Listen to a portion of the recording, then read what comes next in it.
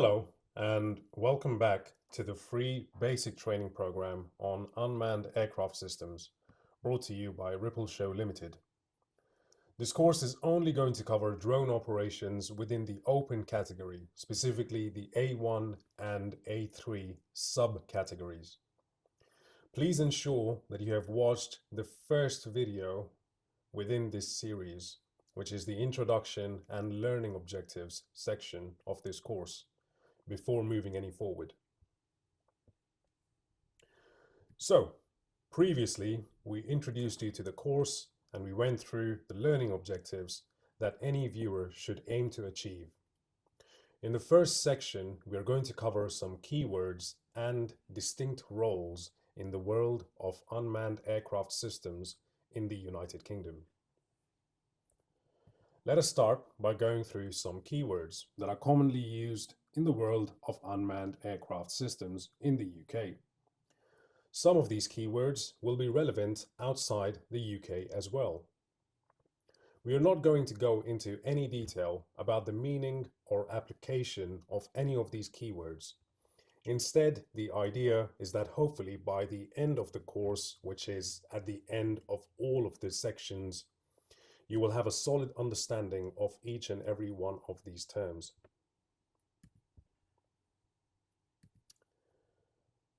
Civil Aviation Authority. Unmanned aircraft system. Maximum takeoff mass. Visual line of sight.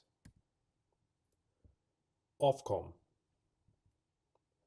Above mean sea level. Air Accidents Investigation Branch. Unmanned aircraft system operator.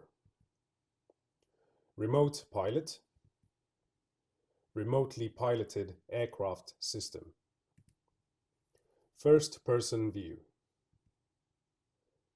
C2 is command and control.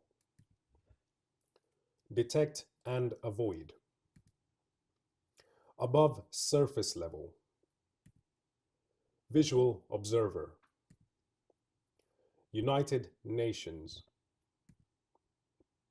Return to home. NOTAM. Military Aviation Authority. Memorandum of Understanding. Loss of control. Certificate of conformance or competency. Civil Aviation Publication. Aeronautical Information Service. Aeronautical Information Publication. Aeronautical Information Circular. NATS. Flight Restricted Zones. Geographical Zones. Runway Protection Zones. This is not a comprehensive list of terms that is used in the world of unmanned aircraft systems. However, these are the basic terms which, if in memory, will benefit every pilot and operator on the road to professional certifications and beyond. Moving on to the distinct roles in the world of unmanned aircraft systems in the United Kingdom. Let us start by understanding official unmanned aircraft system legislations in the United Kingdom. In the United Kingdom, the Parliament is responsible for creating laws and regulations that are put in place to regulate unmanned aircraft system operations. There are currently two documents in place that form part of the regulation itself. The first is the Regulation 2019-947 and its acceptable means of compliance and guidance material. It is often referred to as the Unmanned Aircraft Implementing Regulation in official documentation. The other is the Air Navigation Order 2016 as amended. This effectively concerns all operations taking place in the air, regardless of whether they are unmanned or manned. There are a few other considerations to be made. For example, the Commission implementing Regulation 2015-1018 of the 29th of June 2015 must also be considered. It lays down a list of classifying occurrences in the civil aviation to be mandatorily reported. Another such regulation is 785/2004. This regulation sets out the insurance requirements for air carriers and aircraft operators. This is relevant to operators of any unmanned aircraft systems in the United Kingdom. There are other legislations that are considered. However, for now, the ones that have been listed so far are the significant ones.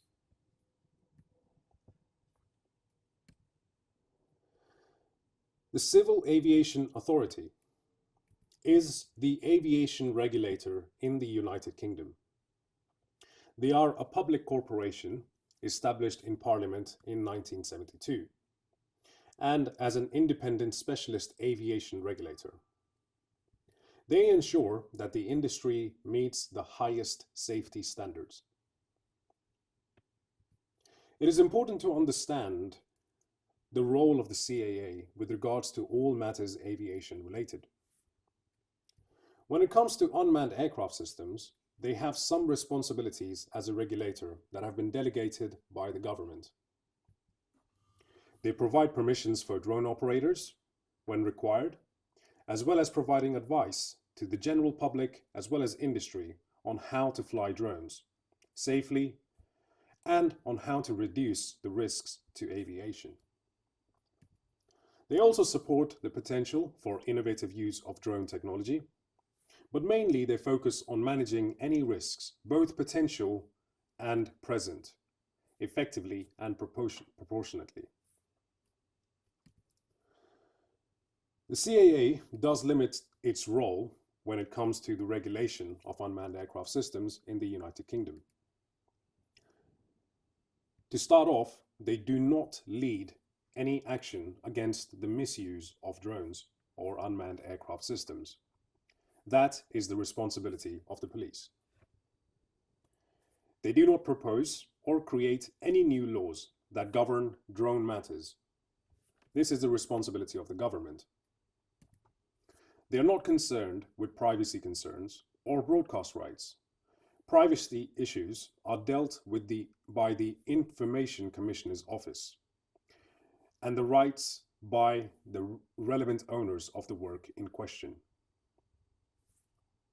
As you may have noticed, the CAA is quite focused in its approach towards regulating different aspects, and they are not at all responsible for enforcing. Now let us look at some other roles that unmanned aircraft systems operations require. You have an unmanned aircraft system operator. What is an operator? So they are usually the owner of the aircraft. However, it doesn't necessarily mean that they would be flying the aircraft themselves. They essentially give permission to the pilots to fly the aircraft. Their roles and responsibilities will be further discussed in later sections of the course, as with all of the other roles that have been identified so far. What is an unmanned aircraft system pilot? They're also known as remote pilots, and they are essentially the person that actually flies the aircraft during various operations. They may not be an operator of the aircraft themselves.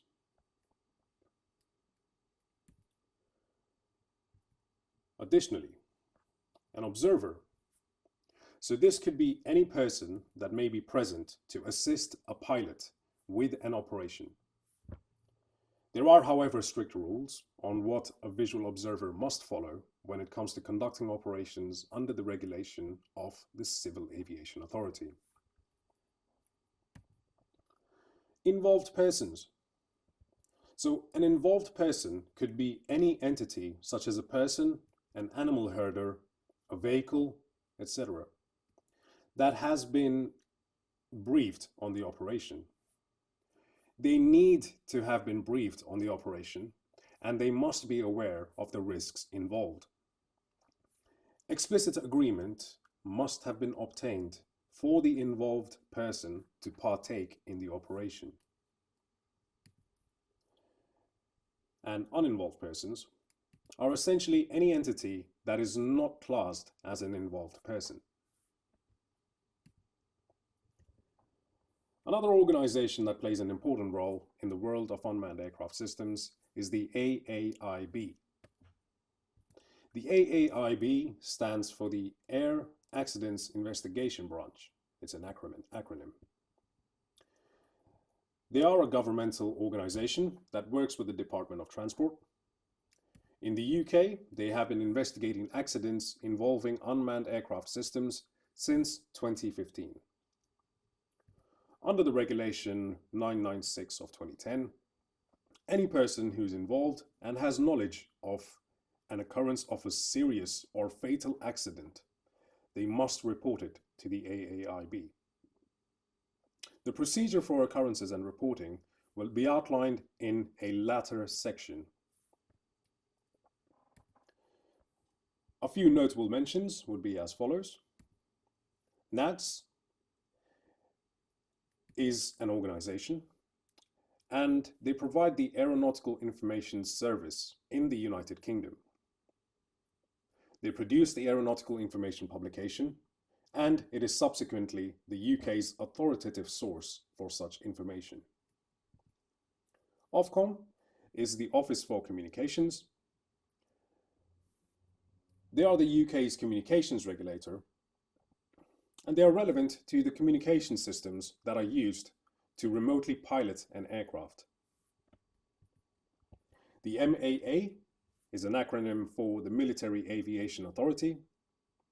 Any unmanned aircraft system that is operated by the military are regulated by the Military Aviation Authority. While their role is practically invisible in the civil aviation world, it is important to know that they exist.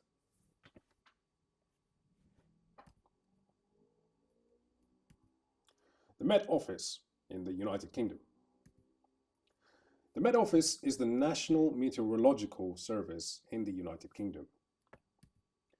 And they are the ones that provide official weather and climate-related services to government, businesses, emergency responders, and to the common public.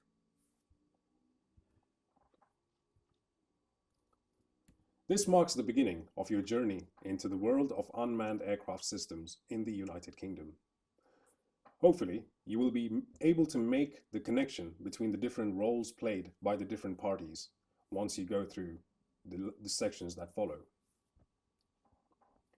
If you feel like there are any questions that have been unanswered in this section, again, we recommend you complete the entire course.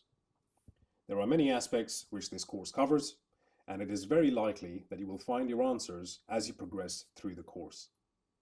However, if you still have any questions, you can direct your queries to enquire@ripple.show. Thank you for your attention. My name is ENQUIRIES, and it has been an honor to present to you on this occasion. This course has been brought to you by Ripple Show Limited. All rights are reserved and liabilities abstained. Please remember and ensure that you are in compliance with any relevant legislation and legal guidance, keeping safety paramount. Thank you for your attention.